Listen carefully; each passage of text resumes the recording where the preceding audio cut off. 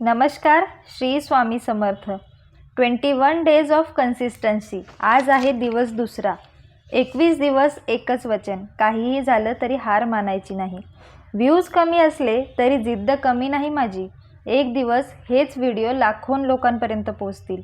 कालचा video viral झाला नाही म्हणून काय झालं, आज पुन्हा प्रयत्न करणार. तुम्हालाही असं वाटतंय का की कालचा व्हिडिओ व्हायरल झाला नाही म्हणून पल्लवी काम करणं थांबवेल? तर झालं काय मंडळी, मी काल एक व्हिडिओ पोस्ट केला होता.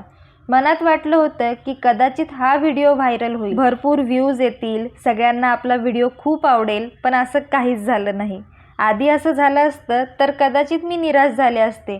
कदाचित आज व्हिडिओ पोस्ट करण्याची माझ्यात हिंमतही नसती आणि उत्साह तर कसाच दिसला नसता. पण यावेळेची गोष्ट वेगळी आहे बरं का.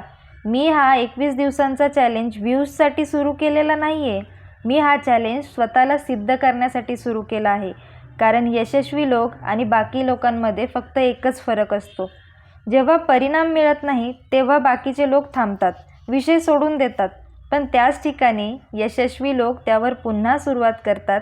यश का मिळत नाही आहे त्यामागील कारण सापडतात आणि यश मिळवतात देखील. म्हणून कालचा व्हिडिओ व्हायरल झाला नाही तरी काही हरकत नाही. आज पुन्हा कॅमेरा ऑन करणार, पुन्हा रील बनवणार आणि पुन्हा एक पाऊल माझ्या स्वप्नाच्या दिशेने टाकणार. Day 2 of 21. काल परिणाम मिळाला नाही पण आज पुन्हा सुरुवात करणार. कारण स्वप्न मोठी असावीत तर प्रयत्नही रोजचे असायला हवेत ना. व्ह्यूज कमी आले म्हणून स्वप्न छोटी होत नाहीत. त्यामुळे आज पुन्हा एक पाऊल पुढे करते. आता चला व्हिडिओवर बोलायचं झालं तर आज भरपूर पसारा पडलेला होता, जो की मी तुम्हाला मागच्या व्हिडिओमध्ये दाखवलाच होता. पण मागच्या व्हिडिओमध्ये सगळं काम मला कव्हर करता आलं नाही म्हणून मी आज सुरुवात केली पुन्हा. मला वाटलं होतं की आज तरी सगळं काम करून होईल, पण कशाचं काय, आज फक्त किचन ओटा आवरून झाला. कारण त्यानंतर मला लगेच स्क्रिप्ट रायटिंग करायची होती. आपले दुसरे व्हिडिओ एडिट करायचे राहिलेले होते, ते देखील करायचे होते.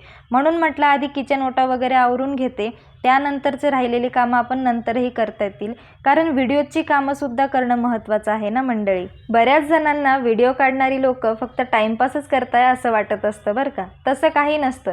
घरातली सगळी कामं आटपून आपल्या अभ्यासाकडे लक्ष देणं, त्यातल्या त्यात आपल्या परिवाराकडे लक्ष देणं, सगळी कामं व्यवस्थित टायमावर होत आहेत का नाही ह्या गोष्टी मॅनेज करणं, त्यानंतर स्क्रिप्ट रायटिंग, व्हिडिओ एडिट करणं, व्हिडिओ तुमच्यापर्यंत वेळेवर पोहोचवणं, हे सगळं एका क्रिएटरसाठी तारेवरची कसरत असल्यासारखंच असतं. पण तरीही स्वतःची स्वप्न जपायची म्हटल्यावर सगळी कामं वेळेवर पूर्ण करायलाच हवी ना. आणि त्यातल्या त्यात तुमच्या सगळ्यांचा मिळणारा प्रतिसाद, तुमचं मिळणारं प्रेम, भरभरून सपोर्ट, ह्या सगळ्या गोष्टी तर आमच्यासाठी एखादं गोल्ड मेडल जसं जिंकलेलं असतं ना तसंच असतं. फॉलोवर, सबस्क्रायबर ह्या गोष्टी मला पहिले असं वाटायचं की कायच एवढं लोकांना क्रेज असेल ना.